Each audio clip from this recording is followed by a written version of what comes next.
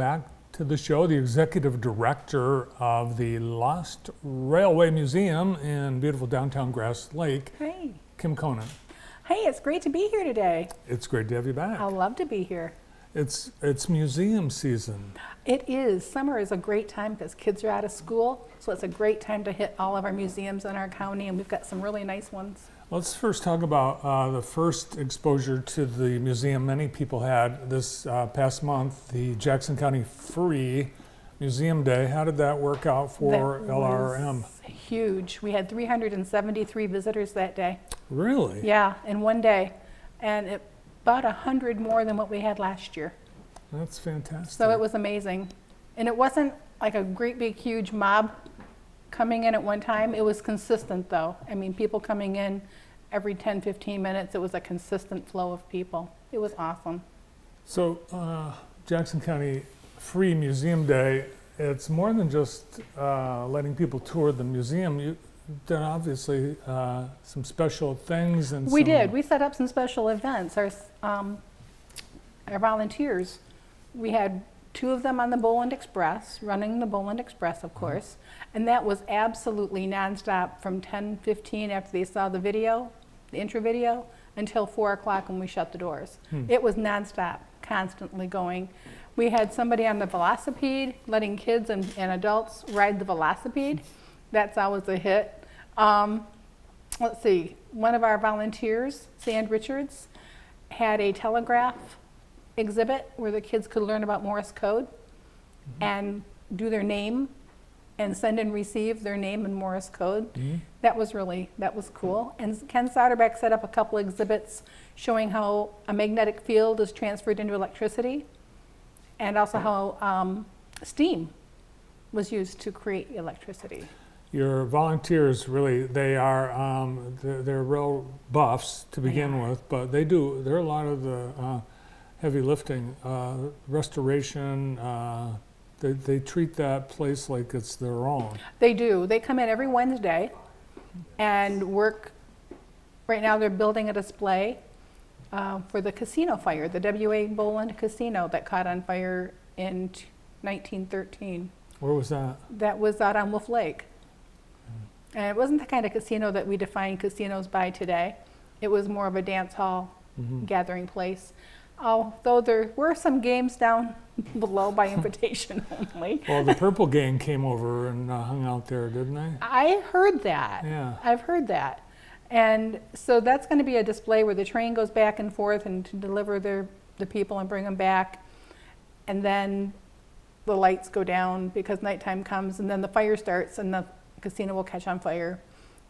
Music will be playing. I believe we're going to do Won't You Come Home, Bill Bailey. That was actually a Jackson song. Written right here. Yeah. Yep. And it was a time period from that time period. So it's going to be an exciting one. And plus they're finishing the restoration of the back of the Boland Express of car 29. So they're working on that as well. It's right here, and if you haven't seen it, you need to. Those 300 plus visitors, most of them probably local. What was the response? What did they say when they walk in and see what's in there? It was the greatest picture ever. This little girl comes in for the first time, and she couldn't have been 5 maybe, and she looked at the train cars and all of a sudden she went, and I caught it. It's like, that says it all. That's why we do what we do. You hit a milestone recently. We did on that same day of Free Museum Day. Our 25,000th visitor. 25,000. And you know, 25,000 in less than 6 years. Not bad. Yeah. And his name was Gary Sutliff. He and his wife came in, and they were the special guest of honor.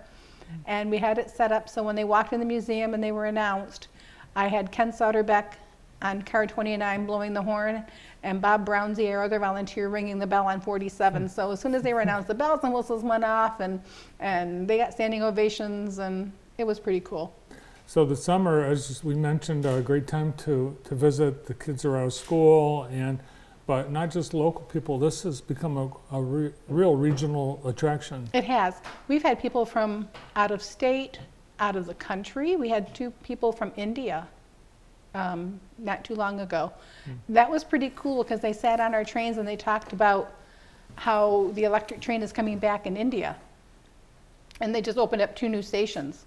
So we had a really good conversation about that. But people are coming from the Midwest, the tri-state area. We're working on bus tours and trying to get more field trips for homeschool groups and public schools and private schools to come in. So this summer you've got the Bowling Casino fire. What else? We're going to work on that display. They're going to finish the Boland Express. And we've got a new mascot that we're introducing to target with families and kids. His name is Ernie the Interurban. So we're going to introduce Ernie. And we've got a golf outing coming up on August 4th, which is exciting. It's going to be at Calderon. And if you'd like to, we have a team or teams, we have a corporate team available for $500, and any sponsor 500 or above gets a free team, and a whole bunch of other good stuff. And it's at Calderon. It's a great day. We're gonna have a great meal afterwards. Lots of funs and games and prizes, silent auctions, and it all goes to help our mission, which is to keep history alive. The Lasseroy Museum, a nonprofit, and Yes. they depend and exist entirely on donations. Correct. So Yeah, there is no fee to enter our museum. There's So no it's- fee? No, it's free. Just we I like thought to that was have just me. I thought they just waved me through. Well, you are special, but no, there is no entry fee.